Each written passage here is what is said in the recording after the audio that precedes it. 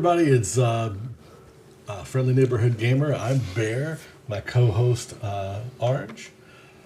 We have two guests with us again tonight. We have Mike. I'm Mike. We have Steven. Who took a very huge swig of whiskey on accident. Oops. We're going to be playing our second round this evening, but not for this video. It'll be our first time of River Valley Glassworks. We're going to be, tonight for Barely Canon, we'll be going over Steven's opinion. We want to hear it, but we'll get into that in a second. All right. And just to close the thread before we get into the thing, just to answer Board Game Bards. Yes, sorry, just to finish, I don't like Negotiation in Twilight Imperium sometimes, but I do love the overall experience of the game. So I think that game is just a great experience. Orange is like our... resident critiquer. He's very critical of games, which is good. Like for our group, it's good to have like I call it a board game snob. Yes, it's me.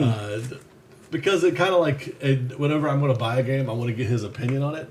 Doesn't mean I listen to his opinion, but I pay attention to it because he usually will bring up good points. Usually, but not all the time. Not all the time. Because I think my perspective on Fury Dracula is not great. Well, I mean, we have different opinions. We have different tastes in games. Yeah. So I'll consult him. That does not mean I will follow his thing.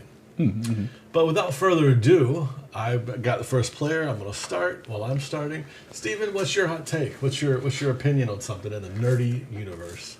That in many different game worlds, for lack of a better set of words here, the additions, expansions, whatever sets, whatever you want to call them, often come out way too quickly. So that ruined World of Warcraft for me, for example. Like, it just seems like another one would be Magic the Gathering. Like, hold on. All right, so you're saying that expansions come out too fast? Yes. Well, so for video games and board games. Yeah, video games, board games, for just about anything that you are expected to stay current on. Okay. Mike, you agree, disagree? Is it 100% or 100%? It could be any percentage. Okay. I don't know. I'm kind of split on that. Like for video games, I do think they come out too soon. Mm-hmm. But as far as board games go, I think that some board games I think could use a couple more expansions. Mm-hmm. So I'm kind of split on that, I guess. Okay. I'd say 60-40. Board Game Bard says, I agree with Magic the Gathering and all collectible card games these days. And Board Game Bard said what I was going to say. Yeah. I agree 1,000% on a lot of games. Marvel Legendary, which lives on top of my shelf, is the only...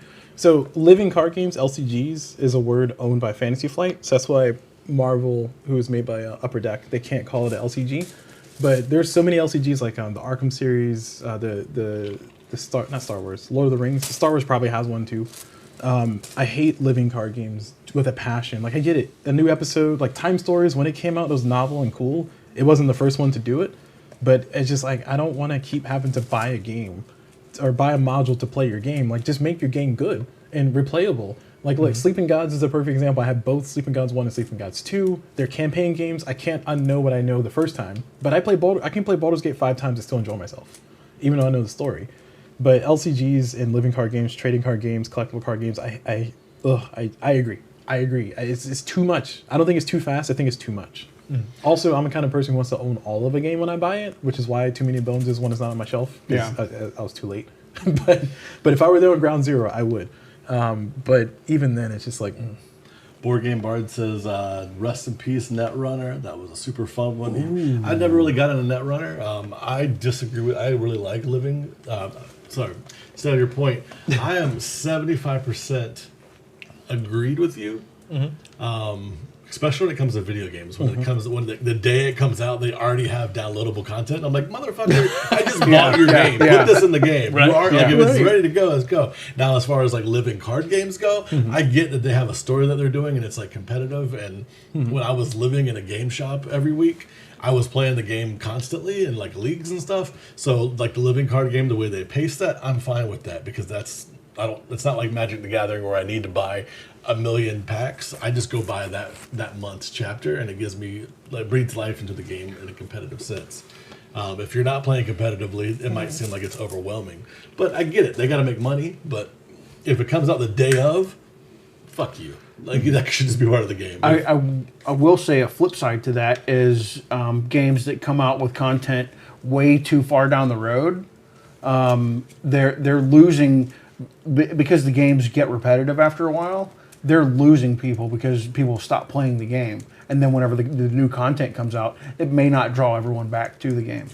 Board Game Bar wants to know who was going first in this. I have the first player token, so I'm starting this round or this. Sorry. Also, sorry, this is not to derail the hot take here, but I was gonna say sometimes board games have really dumb who goes first rules. And it's like, oh, the last person so to it's my plant turn. a tree. Sorry. It's like, I'm not gonna fucking plant a tree. I'm never gonna go first in this game. So, sorry, that's not true. I will Last plant person who burned a tree. Oh, Jesus. Weed count. Yeah, sorry. So I get it with video games. So I'm gonna let you finish your take, but before you now I want you to build on your argument. But I just was want to get everybody's percentage before your argument hit. Convince me absolutely. like you're French woman. So, World of Warcraft, for example, I'll start there because I already bitched about that a little bit. It seems like unless you are a top tier player, and that's pretty much what you are doing for a living, you are not going to be able to engage with a lot of the end game content before the next expansion comes out. Or we mentioned Magic the Gathering, it's just too goddamn expensive to stay current and play. Yeah, but so I, as 10 toes down as I am on agreeing to everything that you're saying, I will say that there is the illusion that you have to have everything. That's one of the things that I really hate about marketing on a lot of games, because there's no reason for me to have all of Marvel Legendary. However, I want to have all of Marvel Legendary. So it's like, do I need to have it all? No. So that goes a super long way to say that for Magic the Gathering, you don't have to have the most current stuff to play it, and that's why I appreciate the community that has made Commander Series and all the other stuff, different versions and variants of Magic the Gathering. But if you have any hope of staying current, you're gonna be, like I said, paying through the nose. So I get it with video games, because with board games as well. But it's going to take a little while unless you've already got stuff planned and you know when it's coming out. But with a video game, they got brand new games where people are essentially the first weekend they 100% a game, or they get to the last boss, and they with WoW. I remember that when I was playing WoW competitively. I remember it. I don't want that bullshit. But as far as board games and stuff, I don't know. I see both sides. They have to appeal to the people who are playing it aggressively so that they stay. Because once I beat something, I'm like, well, I beat that game. I don't need to fucking play that anymore. And then they come out with something extra. Perfect example, Valheim. Me and my editor Elijah, we got to the end of that. We beat the last boss. It's like, now what? we built our base. We did all kinds of cool stuff. And it's like, okay, well, I'm moving on to another game because there's no more content. Valheim has had I think 2 or 3 more expansions or content because it's a game in progress. I'm like, I already beat that game. I don't want to. If I go back, I got to re-download it on my computer. I got to remember where I was at and the world I was in. So you've kind of lost me. So unless it's something amazing, okay, hear me out. then I'm not probably going to go back and get that. Hear me out. Stardew Valley. Stardew Valley has a soft spot in my heart. Board Game Bard says there's theme park MMOs in general are tough.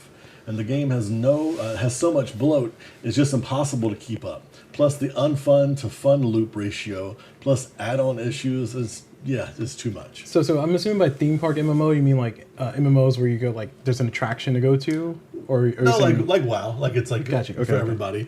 Everybody's not going to be they're trying to make it in WoW. Last time I haven't touched WoW in forever, but they're trying to make it so everybody can do in-game stuff. You can get pickup groups, you can jump in a queue, and it puts you in a pug, and you just go and have fun and try it.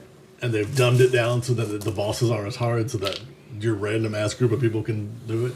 And they have nightmare mode for people who are doing it with their guild. And, super hardcore. Yeah.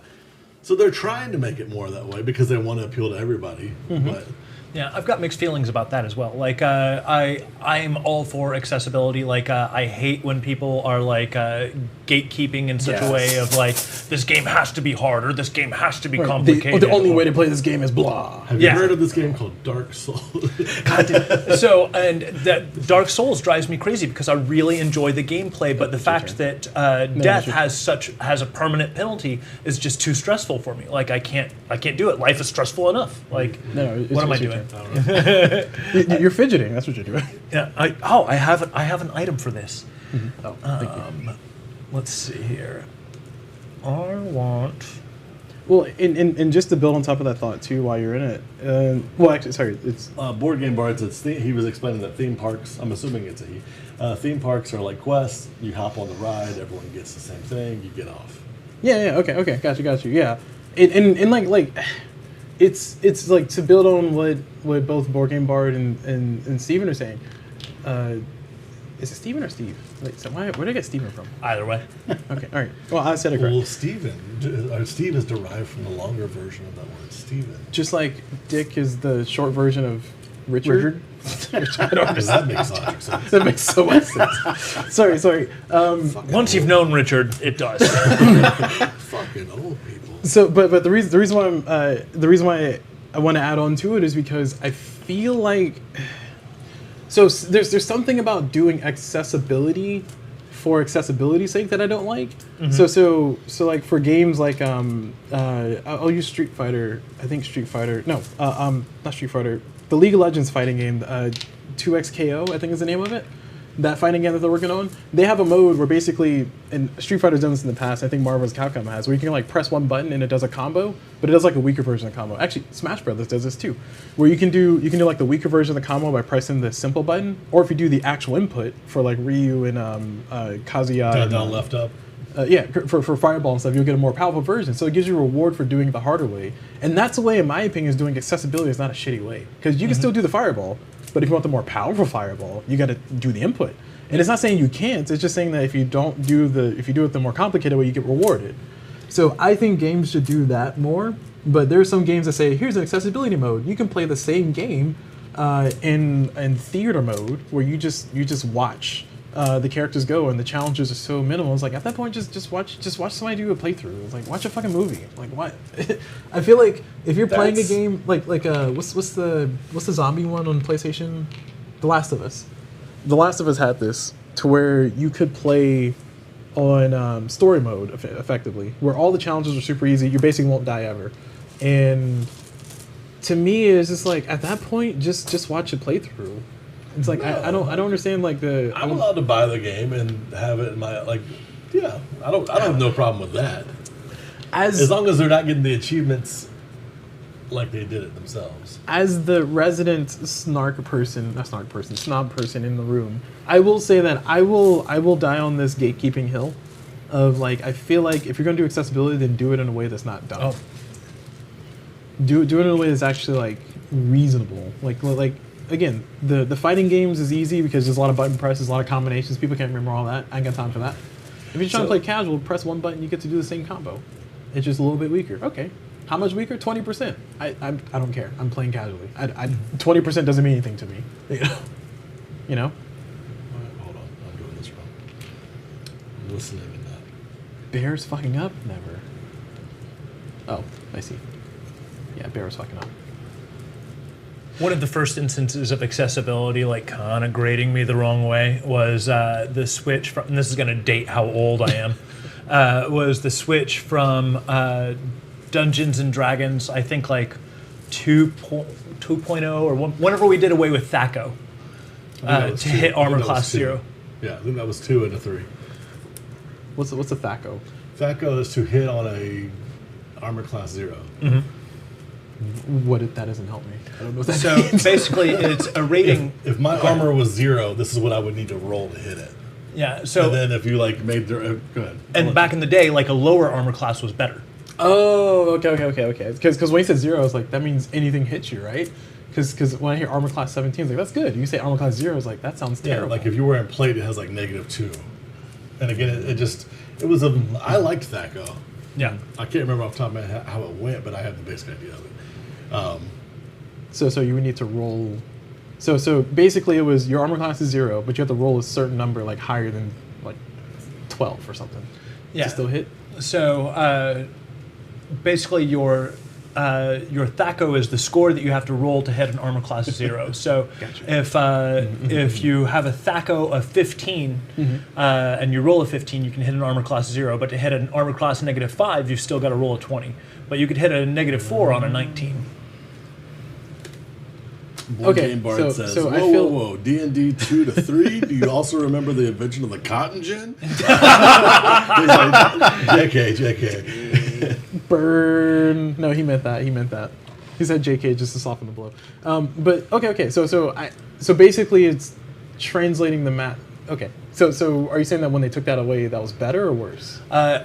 I thought it was worse. It made it easier to play, but it took away a mechanic that I thought was important for the sake of accessibility. Because what was lost was that as you leveled up your character, it became easier for you innately as a more skilled character to hit a tougher armor class. Gotcha. And instead, they started doing that with like you would get bonuses to your attack through like your weapon or whatever other mechanics. I'm going to disagree with you. I'm not against accessibility, and I'm currently writing my own rule set for the crunchiest rules for role-playing game I can. There's nobody knocking on your door and saying, "Hey, motherfucker, you can't play, D&D 2.5 anymore." Well, yeah. It's like, So if FBI, you and your group open up. enjoy that, you have all the books, you can still fucking do it. Nobody's stopping you. I don't think there's anything wrong with a company making things more streamlined to introduce other people in, and then once they come in, then you can be like, "Hey, come in this back room and play the old version with us." Yeah, but Grants like may or may not be required. I show up to the game shop and I put down my player's handbook that says 2.0, and people are going to be like, "Dude, you look even more bald now." Well, no. Hey, whoa. See, Steven, if it helps you, Board Game Bart knows a guy that definitely wrote around cassettes manually and mimics the sound of dial-up on the internet. That would comfort me. That would? Do. Nostalgia. It's like, I have the bag. what I is should what do is things. nostalgia? Nostalgia is when the name Carrot Top means something to you. when you can envision the commercials, that's nostalgia. I'm just saying, y'all. When they start playing, "Ain't It Fun" by Paramore as a throwback, I'm like, fuck, I'm done. Ain't it? Oh, So as you far can't as do that to me. expansions, you've kind of hit on WoW. Like that's been like your hot point. Call of Duty. What was your favorite expansion for WoW? Oh, Wrath of the Lich King. Okay. Why that one? That. There's like a question amongst World of Warcraft players where it's like, where was their peak, and then after that everything kind of fell off. Yeah, for me, Classic was really good. Burning Crusade was kind of weird, but okay, I could deal with it. And then Wrath of the Lich King, like I felt kind of like got back to the feel of World of Warcraft, that gritty, dark kind of feel to it. Grimdark almost, but no, that's specifically sci-fi, not fantasy. But I disagree. Grimdark could be used for fantasy. oh, okay. I would think.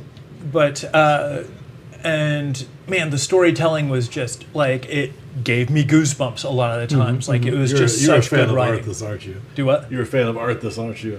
Not of Arth as a character, yes. Not as a person. I was a fan of going and fighting Arthas. Yes. Oh, I liked Arthas as a person. I liked his story arc. I want to kick his ass. No, okay. But yeah, I feel like with Board Game Bard says, yeah, he fell off after Pandaria, came back for Legion, but not a lot after that. Yeah, I wasn't answering your board at all. I played a little bit during Pandaria, and then I kind of like have meddled with it once in a while, and I just don't touch it. Damn it. Pandaria made me quit. Yeah. Was it bad? Yeah. And it was to me it just was not. It wasn't the flavor. Like it. It was Silly Pandas, that new Yes, martial arts. Like it was yes. fucking Kung Fu Panda and Oh, and yeah, WoW. And it's yeah. like, Well, and it was around the time of Kung Fu Panda, the movie, so it was evident that they were like trying to ride that wave, and that kind of yucked me. that kind of brings me back to with your expansions. it is. These are companies that have to make money, and I get that. But when it's a blatant money grab, when it's a blatant, Like Magic the Gathering and Magic the Gathering with like card games, board games with their expansions, and like I get it, like the extra stuff. Which I'll get into in a second, which is kind of beside with the Kickstarter and all that. But then you got you have a video game where they have like in-game purchases. I think what was it Assassin's Creed was the first one to do in-game purchases, and it just like I get that you're a company and you got to make money. No. So your problems with Ubisoft and EA?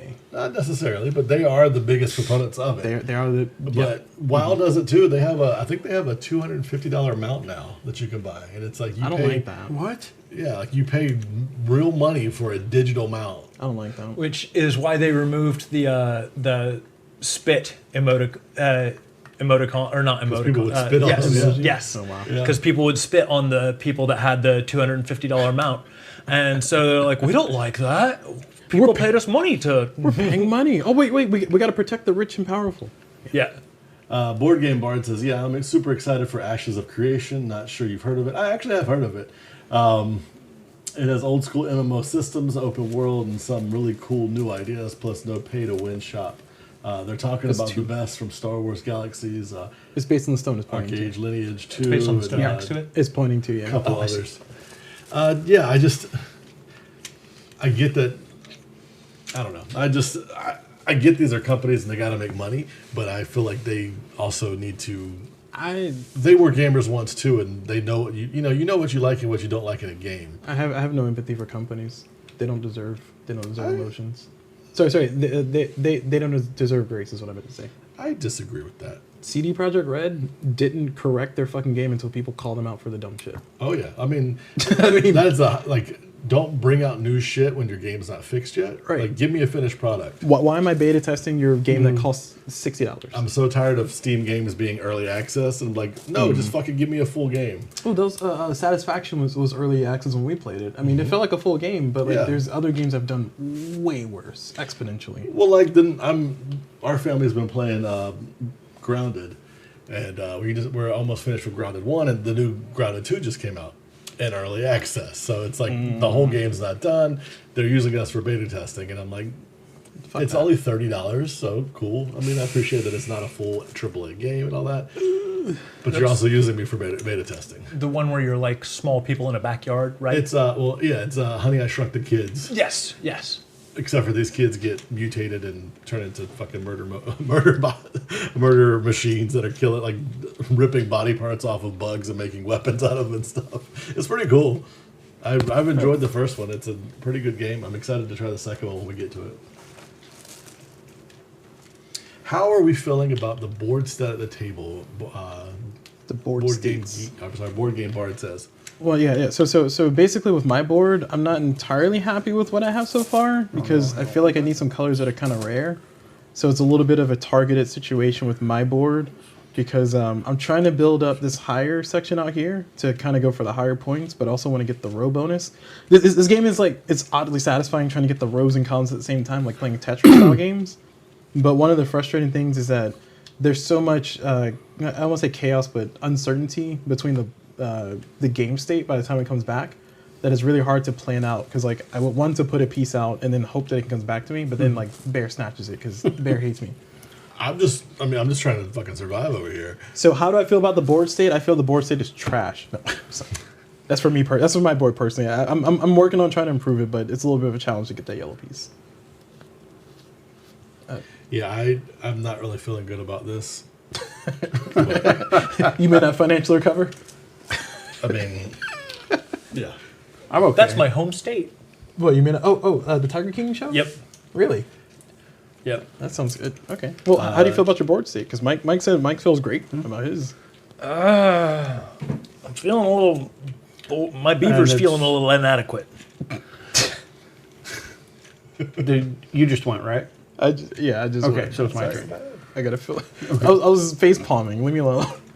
If someone as beaver was inadequate. By the way, beaver is actually delicious.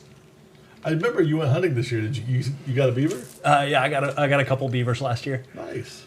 Season's about to open up again. I'm excited. Have you ever smoked a beaver? I've not smoked No. beaver. The first thing I made was beaver tacos. Yeah. Nice. This Yeah. is That For the pun. I feel like you did it just for the jokes, just for the culture. board Just game. that will go Bard, what's there. Is it a gamey meat? No, it's very mild. If you've ever had elk, it tastes a lot like elk, but even more mild. It's everything that a game meat should be.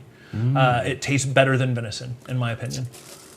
Now, hear me out. Hear me out. I like the conversation, but I also appreciate beavers for what they do. So like I'm torn between like protect the beavers, but also like fuck beavers making my road flood again. So I'm at 17. You're at Damn 17. it! Why are you at 17? I had one job. He's doing better than you. Excuse me a moment. Yeah. Oh, feel free to disconnect the mic if you want. Push if the you need button to. all the way to the bottom. Well, no, he did. He is muted already. Yes, I am at 17. All right, so we pause. So pause. you need to draw 2 from the bag. 3. No, he needs to draw 2. Oh. And then Steve will need 1 from the bag. And then Bear will need 3. Okay. No. Put my stones in. Put my, Okay. put my Fill- stones in fill my his sack. Fill my sack up for me, Daddy. Also, I just realized you're wearing a Fallout shirt, Mike. That's really cool. I like that. Nice. So a little you're good. known fact about Mike. He is. What was your how far did you get in a Halo rank, Halo tournament? So whenever Halo Reach launched at the Best Buy Theater in Times Square, New York City, Okay. they had a firefight tournament. Halo Reach was the first time they had firefight. Right. Right. And what it was is it was a firefight tournament. So the highest, there was the top, I want to say the top 3 scores in the tournament, and Times Square was flooded with people like lined up around the block and like 2 blocks away. The place was just packed. It was the top 3 players got to play the Bungie game developers. Oh wow. Wait, were the Bungie game developers good?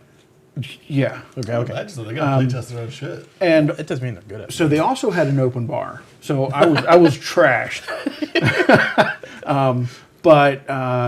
Yeah. So the tournament went on before they let everyone into the. This was like also like the grand opening of the Best Buy Theater Okay. in Times Square.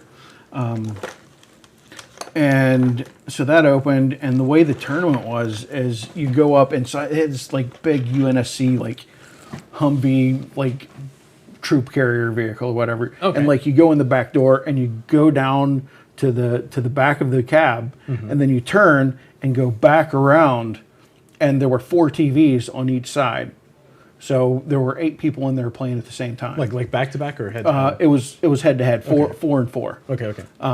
And you're just in there playing, and I'm a headshot honcho anyway, so I mean, Is that an actual term? headshot honcho. Yeah. Yeah, it's an achievement. Okay.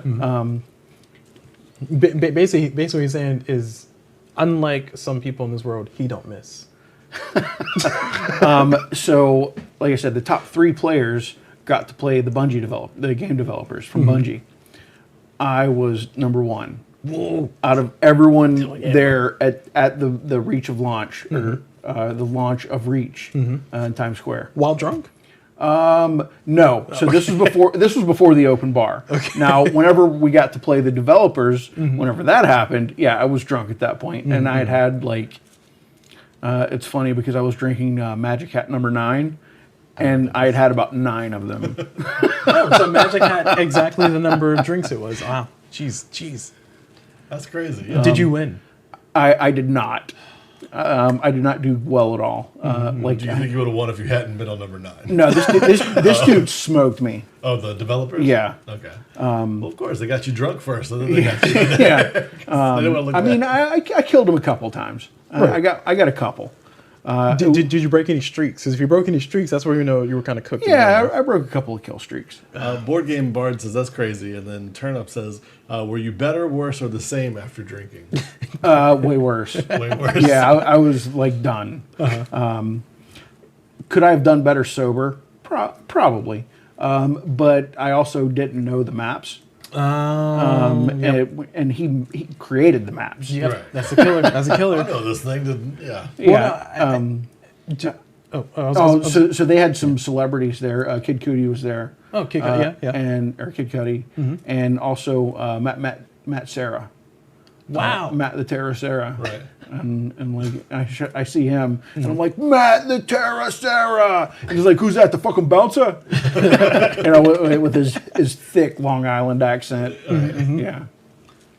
So I was gonna say, like, just to give people context, I used to play a lot of Halo 3, and Halo Halo 3 was like the peak for me. Halo 2 was kind of the peak in the Halo 3, and then Reach came out. I was like, I'm not playing that. Oh, not Reach. What was one before Reach? There was one where you weren't playing Spartans, you were playing other people. The Imperium. It was before Reach was.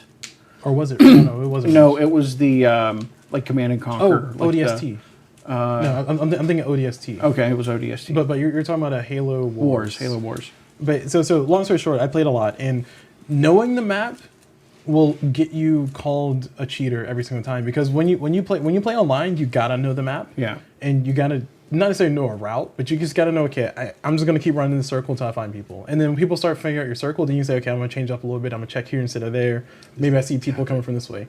The bottom button, yeah. You are unmuted, yeah.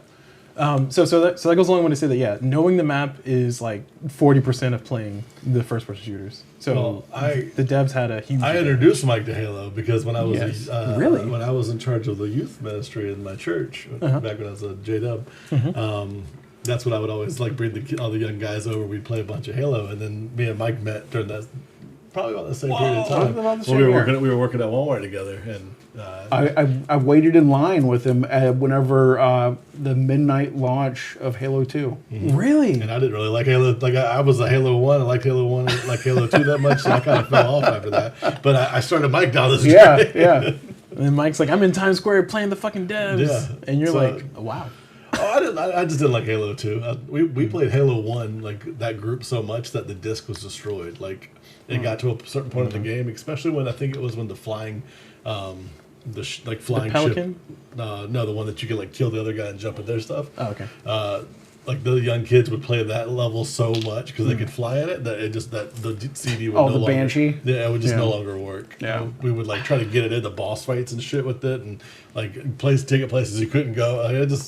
We played that game a lot, so much so that the elders in the congregation were like, "We hear that you're having like death games parties for the youth. We don't like we're getting complaints from parents." So. All right. So Mike has started the end of the game. So this is the last round. So you have did you take your turn before you left? No. I just did. Just finished. So then this will be the last round. Yeah, so my thing with Halo is like I have a like it was all about the online, because like Halo 2's online was like immaculate, and it was in hindsight it was quite trash. The UI and everything, the interface, and like just trying to party up and queue up was awful on Xbox Live back in the days. And then when Halo 3 came out, it was so much better, so many quality of life things. It was so good, queuing up. You can be in a room with people beforehand. You can do private rooms, take it online. Halo 3 was just peak everything. But I was going to ask a question for Bear specifically. Was it the fact that your pistol didn't have a scope that pissed you off the most? We did have a lot of people that were like using the pistol all the time, like because the pistol was I think it was the best weapon in Halo 1. like they just used the pistol all the time, Right. and it was good. I fully admit that, but I think it was the sword. That was the Halo 2. Because again, we were playing a lot of PvP, so like using the sword and just we got so used to Halo 1 that Halo 2 kind of just a new expansion. Right. The second game came out, and it was like, I do like the story for it, but as far as the game goes, nah. I mean, I'm actually proud of Halo for carrying the torch of GoldenEye, because like it wasn't that it was rough out here playing Perfect Dark and playing GoldenEye as your only couch co-op or couch multiplayer. But what were you saying? Board Game Bar says the pistol was the best as long as you're not including the grenades. Grenades were the best. Yeah. It was, especially the blue ones, like they just Throw a bunch of insecure. grenades in a row. Right.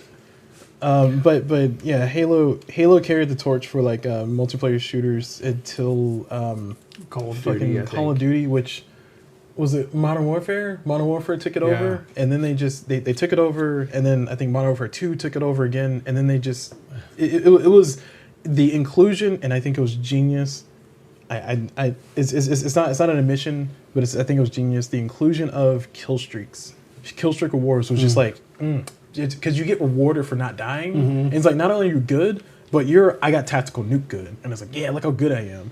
And then they also when Call of Duty 2 came out, it was cooked because they started doing DLC out the wazoo, and then they say death streaks. It's like See, I went the opposite direction. After Halo, I went into Team Fortress 2 because I played Team Fortress 1. I did too. It's just I like the silliness of it, and I like the PvP aspect on teams going back and forth, but also like playing the spy or playing the engineer. Like spy sapping my century. Yeah.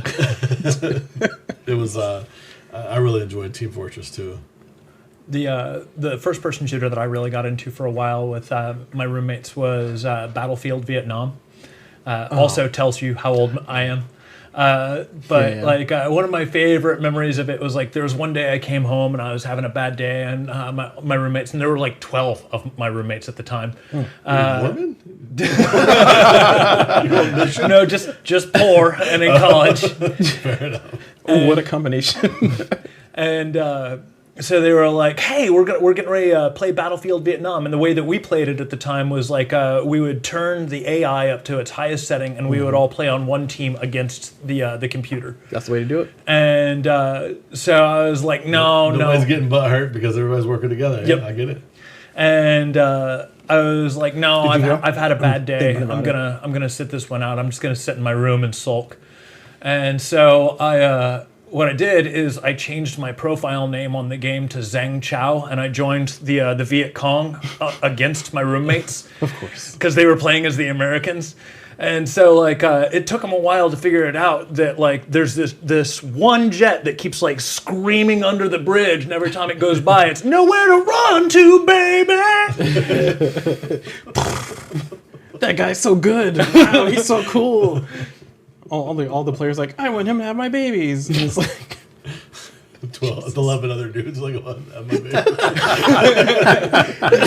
okay. All right. I'm gonna make a move, I promise. I'm just trying to like math here. So it seems like we're all on board with the expansions. Expounding upon your point. Ooh, SAT words. Expounding? Yeah. I'm fucking tired of Kickstarter. I'm done with like this. Like Sore spot. I know. I don't. And then with the expansion portion being that I'm just so like, if we hit this goal, we'll add this thing to it. It's like you already have the STO models for it. You already have whatever it is made. So don't fucking jerk my chain. Just go ahead and say you're going to put it in there. And if people like it, they like it. If they don't, they don't. Yeah, that fucked me up. I knew I was gonna do that. Sell a complete game. Just sell me a complete game. I mean, I feel like that. Well, it used to be Nintendo's like thing where they would. I mean, I don't mind if you push the game back if it makes the game better. I just want a game to be done when I buy it, especially if I'm buying it at full price. Okay, hear me out about the Kickstarter side of things. So I think. Wait, you have an opinion? Yeah, but hear me out. This opinion is one that y'all might agree with. You probably won't. Probably. I think that Kickstarter as a concept, and just like a lot of things as a concept, are really great. The one thing I think is that there have been more. We've all seen those not say cash grabs, but those situations like Bear was explaining, where it's like we already know that you already have the thing. Don't make a stretch goal. We're gonna add this character to the game. No, you already got them designed. We know it. Why is that like the first stretch goal, which you know you're gonna break through the first stretch goal in like 2 minutes? But I was gonna say that there's been a few, and I'm specifically gonna call out Cool Mini or Not. It sucks that their company's going down, but they got bought up by another company, and there's another company, I forgot who they were, thank God. But Cool Mini or Not is just like, we're doing a Kickstarter, we're gonna have all these Kickstarter exclusives. I don't hate Kickstarter, I hate Kickstarter exclusives. Especially as somebody who likes to have all of a game. If I want all of Zombicide, it's near impossible unless I was on the Kickstarter, and I hate that so much. Yeah, same thing with Kingdom Death Monster. They have so many expansions and stuff, and I'm like, I own the base of Kingdom Death Monster, but I have to go on eBay, which I know, Mike, you use eBay. Yeah. fuck eBay. I don't want to go on there. It's like fucking going in the, I'm like buying drugs in the alley. I don't want to go in there. I want to go somewhere where the price is set. This is what it is, and I buy it. I don't have to go in there and be like, well, you got 5 minutes left. Like, I don't want to fucking bid. I mean, a lot of prices are set on eBay. Right. Well, maybe they've changed, but I don't know. My ex's dad used to like fucking go on eBay and his glasses and like trying to manage shit. I'm like, I don't want to do that. Just give me, like, I want to go buy, like, you tell me the price and I buy it. Like the I sell bid a lot on eBay now. Right. And I do have a lot of items that, I'll sell at a set price. And it's like, you can either sell and you can accept offers, or you can just set it, that's the price. And, and this is the shipping you pay. Maybe I need to reevaluate my eBay, because maybe they've changed with the times. I mean, you say that, but I would say maybe you just need to get good. It's a skill issue. Are you a sushi in a blue suit? What was Sushi say? Where's Sushi? We need It's Sushi. probably here. working. Sushi would approve. I remember the first time that I read the phrase "get good" or like Skill issue. yeah, and I wasn't understanding that it was sarcasm, or that it was like a phrase, or that it was like a piece of pop culture that I wasn't yet introduced to. And I was playing World of Warcraft, and at the time I was ranked in like the top 25 for gear score on my server. And so like, Motherfucker, I am good. yeah, exactly. So whenever I was like in this pickup group for a do I raid, go again? Yeah, you set up your turn. Okay. so I was in this pickup group for a raid, and it wiped, and they're like, "Come on, heels, get good." And I was just like, "Rage quit, rage quit, rage quit." That's exactly what they want you to How do. dare you? So Board Game Bard says there are so many games you can grab off a shelf and play that Kickstarter seems to largely be something to only jump into if you're a super fan. But I'll get to Turnip in a second. But with that statement, it's like you don't know if you want to be a super fan because like a lot of times it hasn't come out yet. So Or, it's like yeah, it hasn't by the proven time you itself. hear that it's good, you had to fucking Kickstart that thing a year ago. It's so yes, and Iridia. Iridia is a perfect example because like Bear and I both loved Shia Legends of a Drift System. So we're like, yeah, I'll go blind in on Iridia, and Bear's like, okay, yeah, I'll go blind in on Iridia too. But that was a risk. It was. And turns out the game is great, but you can only get it now for like $500. But still, that's a huge risk. Right. So then Turnip says, yeah, they do this with books too. You get special bonus chapters if you buy it on Amazon or Barnes & Noble, etc. It drives me nuts. If you buy your book in a hardback, I want all the extra content from everywhere. And then Sushi pops in the comments, hey, friends, I remember this game. And then Board Game Bard says, God damn it. Guys keep typing and I can't follow my words. I guess I mean it's for super fans of IPs like Dark Souls, Star Trek, etc. Didn't The Witcher? Oh, sorry. Go ahead. Oh, so speaking of books, did you know that your audiobook time on Spotify is limited to 15 hours per month? Yes. Per You month. said what? Per month. Wait. I thought it was say that 15 again? hours per day. No. It's per month? No, it's per month. That's some bullshit. Because Yes. I literally work at, like Even- when I work at Amazon, that's 10 hours. I'm like 10 hours of me listening to an audiobook. Well, that's on Spotify though. You It buy was your on books, Spotify. right? Well, I go through even Audible. paying with the premium or paying for a premium Spotify account, you get 15 hours per month. Some book, like Brandon Sanderson book, is like, could be 60 hours. I think Yeah. his newest one is. Actually, I had the Bible on audiobook. Let me go look it up. Nerd. Well, because I wanted to listen to it like in the beginning. Because I was listening to an audiobook while I was cutting the grass last weekend. Right.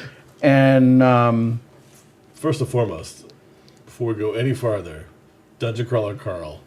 If you've not, I will fucking pay for. I'll give you a credit on Audible to let you listen to it. Hey, look, Jeff Hayes, amazing narrator. You will like it'll ruin every other audiobook you've ever listened to. okay. Dungeon Crawler Carl. I promise you. I'm in. You will not be upset with me. all right, guys, the Holy Bible, King James version's 82 hours. I can't listen to the No, Bible. Oh my wait, God. can we- That's King religious James persecution. Can you That's play a the clip ver- for us real quick? That's Maybe the version that Jesus will use. maybe Ezekiel 23:20. No, I was gonna play from the very beginning. I don't know. I would fall asleep Don't cutting the listen to grass. Don't listen to him. Because we can hear it. King James Version, the Old and New Oh god, Testaments. hold on. Performed by L.J. Ganser, 'Cause it's not- Jennifer Van Dyke, Hold on, one second. Prentice Oniemi, Ellen Archer, I don't care. Genesis, Wait. chapter 1. Oh, Jesus. They're gonna do In it. the beginning, Oh. God created Wait, they have a No, woman this- reading the Bible? This is No, it's not the same one. There was one that's like dramatic reading, and it was like, in the beginning, there was God. Yeah, And I- So God, Turnip also says it's great. You should listen to Okay. it. Okay. No, not the Bible. what were we talking about? We're talking about Dungeon Crawler Carl. Dungeon Crawler Carl. I was talking about the Bible. I was like, wait, what? Now I want to go read reviews on the Bible. TLDR. That's probably the truth. Yeah, I have all 7 on audiobook now. The Bible is ... dark ... Yeah. Turnip. Also, did you read Sushi's earlier message? Because I say, hey, Sushi, can you please explain to Bear that Bear's having a skill issue? And Sushi said, no explanation needed. Gotta be the Sparks Notes edition. Gotta be this. Oh, no. Can I do my finishing move here? Finisher. Yeah, go for it. Okay. We believe in So, so I'm using my wild for this We're one. playing a game. I'm taking these 4, Why would we play a board game? and what that's going to allow me to do Yeah, wild. Is is that's allowing me to have my top second one there and finish that one. Finish him. Do-do-do-do. I don't know why I'm paying attention. Guys, I think I'm doing worse this round. The Bible Lit RPG edition. Yeah. Are you serious? Oh, I could have used those. Oh my gosh! So I started playing Magic: The Gathering in the '90s, and my I come from a conservative religious family, Oh, no. and Don't we all? yeah, and they Just a second. got pretty concerned. I remember my mom found a counterspell card called Force of Will, and she was like, I don't like this. And so they tried to get me into this really lame Christian version of Magic. I wish I could remember the name of it. Oh my god, I But- would pay money to play that. 'Cause I So, would have so, played in that guy. the, so in the 90s, your mom found spell cards for you. My mom found Playboys. It's like, you need Jesus, you don't need Jesus. No, it's called Magic: The Gathering. Oh, no, sorry, Redemption. Redemption. This Yes. is called Redemption. Redemption. And then, what is this board game, geek? Oh my god! Score? Hold on, let me see. BGG. I don't even know if. Oh my god, they have it here. 6.1 out of 10. It won't go on my shelf. 6.1 out of 10 6.1 for a Bible card game. is garbage. I mean, I'm impressed. I thought it would be lower. I can downvote it so it can be lower. Download it? No, downvote it. Oh, don't download it. Okay, fine. I've not played it. It might have good, like, you may be playing Ezra and Nehemiah, and that's a solid game. It's not But about the Bible though. But it's based off the Bible. It's very beige. That's as close to the Bible as it gets. I eventually named my ferret after one of the cards. Oh, what was the name of the ferret? Abaddon the Destroyer. Nice. That was the card out of that game? Yeah. Why would Now, they name it after Is it Abaddon or Abaddon. Abaddon? I'm not sure. I only ever read it off the card. I've never heard it Clicked spoken. on phonics. Oh God. God damn it. Iguana. Sorry. Take you anywhere. Go home. I'm not drunk. I don't drink alcohol. Have you taken your last turn? Oh, Yeah. Abaddon. Yeah, I think it's the proper pronunciation. Which I believe is a demon, right? Yeah. Right. It always blows my mind, like where Christians are like, you can't play this like D&D, and it's like we're fighting demons. We're Right. the good guys. We're saving the world. It's not like we're.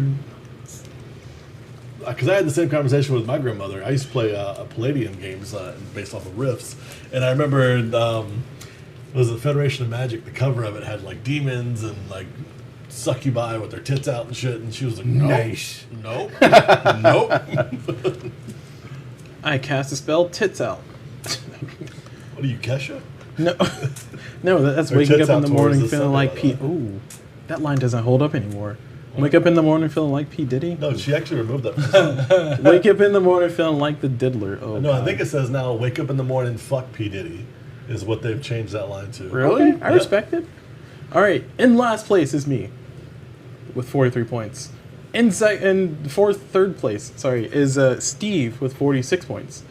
In second place is Bear with 68 points, which means Mike has won the game with 78 points. 2 times in a row? What? I won again? Yeah. Yep. Mike's like, Dominate. I'm just picking up cool stones. Wait, so 22, 44. And then this and this. So this and this, and then the fact I got 2 of those. Yeah. Because like I was trying to get 2 of those, Yeah, but it fucked me up. That color, like, I don't see. Well, you got yellow. You guys, I mean, apparently I just sucked. I look, Bear, I got one of your greens over here. Well, I just didn't see any of the amber or the yellows in a position where I could get them. Strategy, man. Now, I think Sushi would describe this as a skill issue for me, and I will accept that criticism because I appreciate Sushi as a person. Now, Bear does not appreciate Sushi as a person. Fuck sushi. I love you, sushi. He doesn't mean that. Wow, with like 27 W's. Wow. comes across the screen. All right, one day I'll have it to where the chat's here so everybody else at the table can see it, but That'd be Bear and cool. I have our We screens. could do that. No. I mean, I can have like another monitor. Also, that we just shows- have a separate monitor. Yeah, it wouldn't be that hard to do, but I was gonna get another monitor. Yeah, that is all we're line. You're correct, sushi. Wow! Now we're gonna spend the entire game fucking you up. All right, so that's the entire. all right, cool. thing. So I think overall, conclusions? I 100% agree with 100%. 100%. Don't like. I get that you got to make money as a company, but don't jerk me off. I get that from where I need to get that, aka turnip. And Or myself actually. I was gonna say, I think accessibility in board games, video games, everything else is a thing that's 100% should be shot for. But I think you should shoot for it in a mindful way, as in like the fighting games, pressing a 2-button combination instead of like a 16-button combination with timing, with quarter circles and all that stuff. He's talking about expansions. No. I thought you said accessibility. No. Wait, how did we get to Well, accessibility? I don't know. We delved You into took that us at there. one point. Okay, right, my bad. It's a conversation. Sorry. It goes where it goes. Going back to expansions, fuck companies that want only money, especially companies that just keep printing new versions of the game.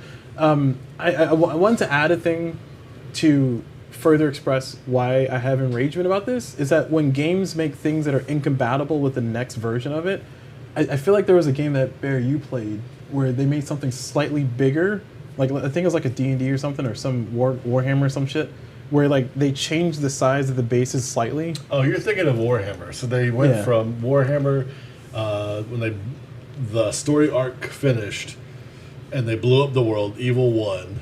And then the next version of it was Age of Sigmar, and they changed the bases from square and rectangle bases to round bases. So none of those units could work in this new So version of it. you got to buy all new You minis, gotta I buy all guess. new minis. You gotta buy all new and minis. then And, like, now that's Age of completely Sigmar's no shitty. more, and they're going back to the square bases, and they literally are dusting off old fucking models and selling them for full price that have been like in fucking storage for 20 years. It is is- to me complete ass, Yeah. because like if you make a V1 and it's not compatible with V2, like I get like Mage Knight is an example of this. I get there's situations to where you make a second edition and the printing is slightly different, so the color is slightly different, so you can tell the difference.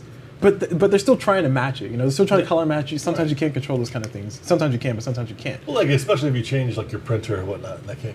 Yeah, or Yeah. change fulfillment or whatever. But I'm trying to look around like board games that I have where like a V1 is not compatible with the V2.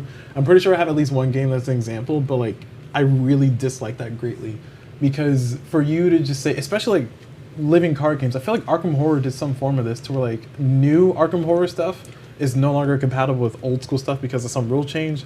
Somebody told me about it, and I basically said that sounds like ass. This is why I don't like Arkham Horror. That being But, said, yeah. Frostgrave is on its second edition. It's done by Osprey Games. It's done by Osprey. And their first edition, all the supplements for it work with second edition. And if it doesn't, they have a thing in there that tells you how to convert things so that it will.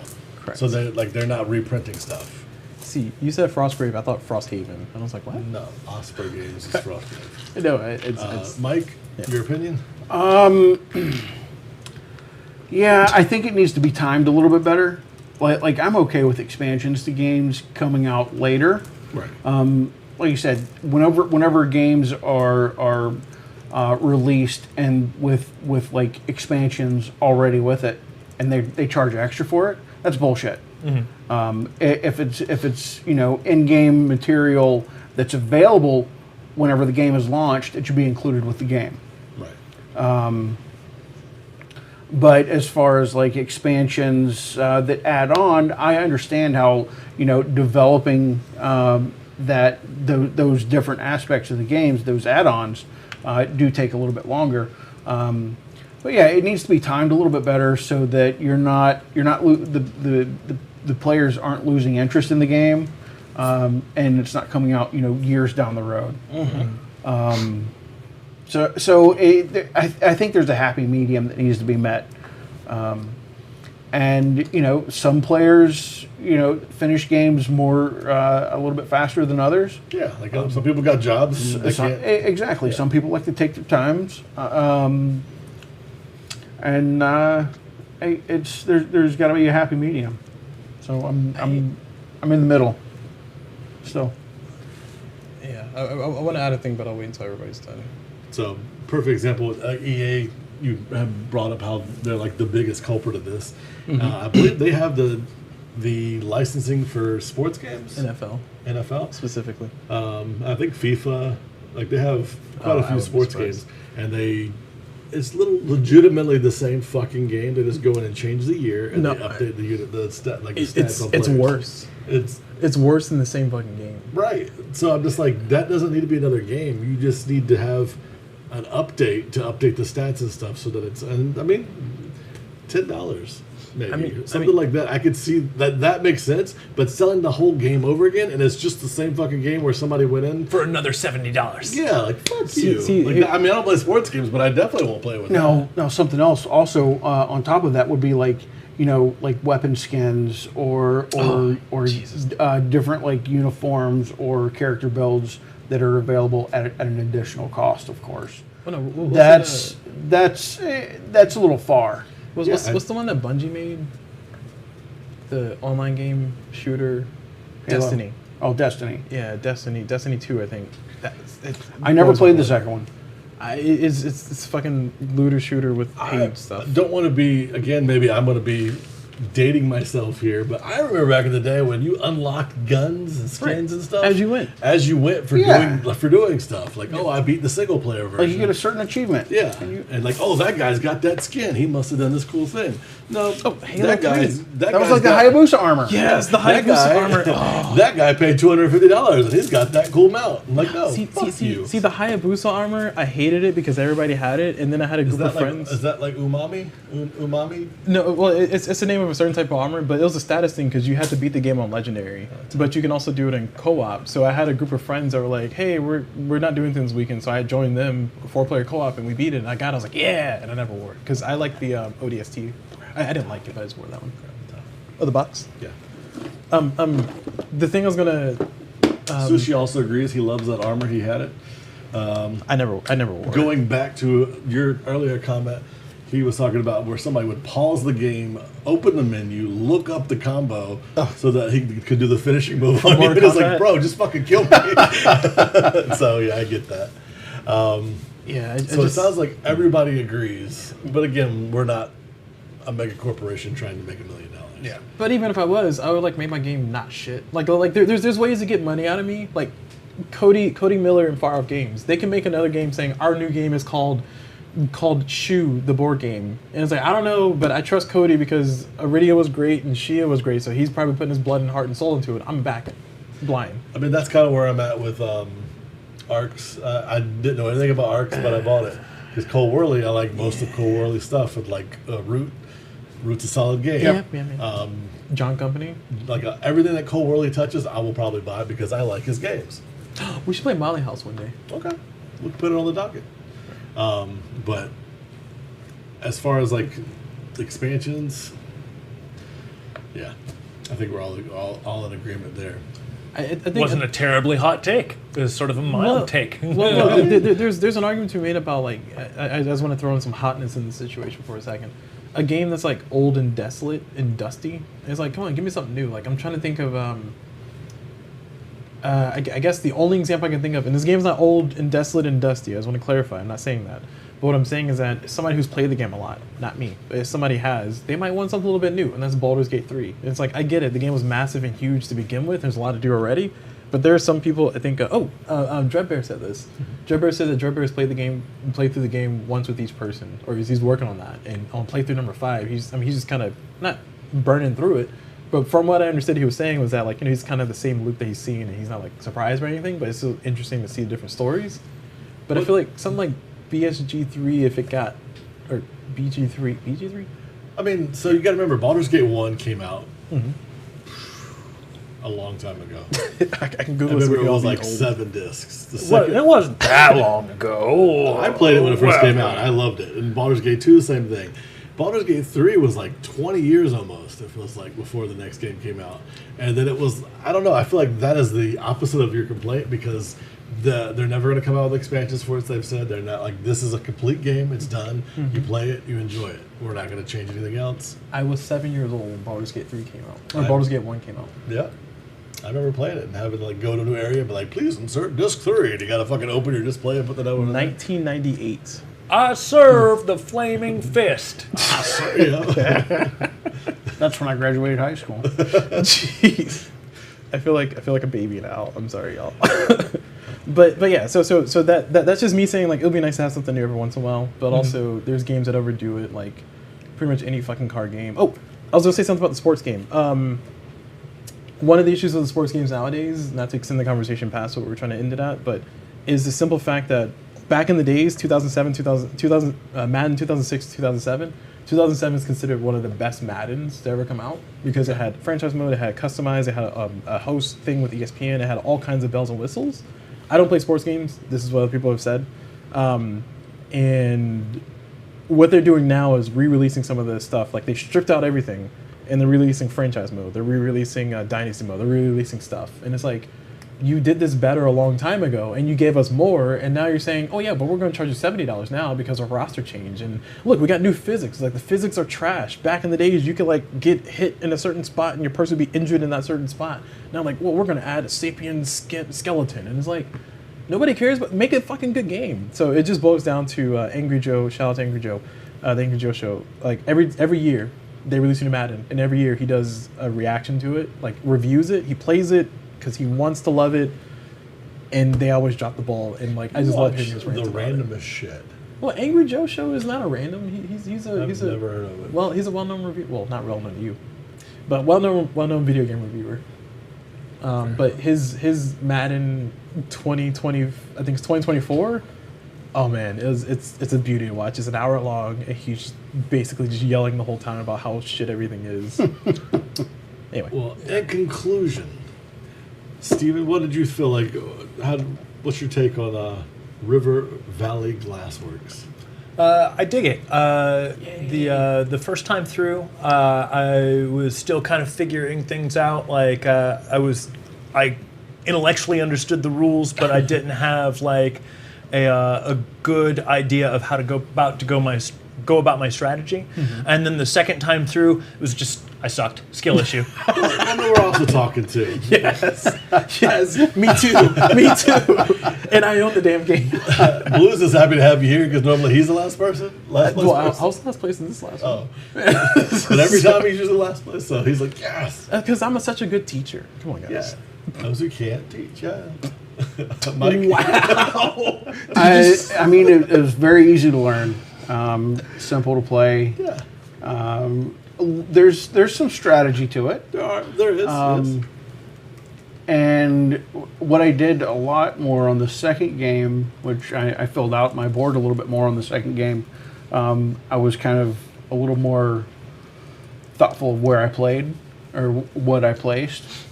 Because I feel like if you put the more common stuff towards the end, you're more likely to get it, therefore it'll go up higher. Yeah. That's what I was trying to do that Right. second time. But then you also got to think if you don't get this full, then it won't count. It just, the scoring is interesting. Like, there's no way to get this full. Yep. So it's like, which one do you prefer to do? Yeah, because you're only getting 17 pieces, so if you try to min-max, like, there's a certain maximum. That and then whatever the randomness of what's on the table. Yeah, exactly. And as a two-player game, phenomenal. I think that's pretty good. It's a 4-player game. Well, two players, like if Mike and I were playing, like, directly Mike's action would impact mine. I would pay way more attention to the way he has on his board. And a 4-player game is like, I'll wait till my turn to figure it out. Yeah. which is perfect for I've only conversation. played it at 4-player, so yeah. Oh, we haven't played this? Okay, well, we can figure We that out. haven't played it together. Well, but you played with Josh. See, Josh and Bear are like the best of friends, but they also hate each I hang other. out with you way more. I hang out with Josh. So during COVID, Josh. Josh, Bear, and Kelsey played Twilight Imperium like 25 times. I did not play Twilight Imperium 25 times, probably like 5 times. That's- So you like sequestered yourself away during COVID. Anyways, we're getting off track. So this has been River Valley Glassworks as our background game for Barely Canon. I appreciate our guests, Mike and Steven. As always, I appreciate Blue as being our This looks really cool. technical person, keeping us on track, taking us off track with random comments and opinions. I would appreciate never. it. And I appreciate all of you guys for chiming in and watching us be silly. And thank you, Sushi, for clarifying the skill issue that I have. Thank you. Wow. All right. Good night, guys. See you guys next week. Oh yeah, I gotta hit the button. Sorry, my bad.